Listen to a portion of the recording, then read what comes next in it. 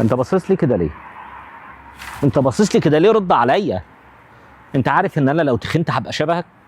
انت عارف انا لو بقيت شبهك هيحصل ايه؟ كل يوم بقول هتمرن قبل الفطار ما بتمرنش. انا مش عارف اعمل ايه. اقول هتمرن بعد الفطار باكل وبتقل. طب كده رمضان هيخلص. الفرصه اللي انا كنت مستنيها علشان اظبط جسمي قبل الصيف خلاص هتروح. سؤال يا صديقي، سؤال بنتسأله كتير جدا، اتمرن قبل الفطار ولا بعد الفطار؟ الحقيقه تمرينك قبل الفطار هيخليك طول الوقت حاسس ان انت مرهق، خصوصا ان انت بتروح شغلك، بتمارس مهام عملك اليوميه، فانت مستنزف، طاقتك خلاص خلصت. بعد الفطار لو اكلت وتقلت فانت هتحس بالامتلاء وعدم القدره على بذل مجهود. هنا بيجي دور جرين كوفي كومبلكس من فيتا كير. هو فيه الجرين تي والجرين كوفي مع 100 مللي جرام كافيين.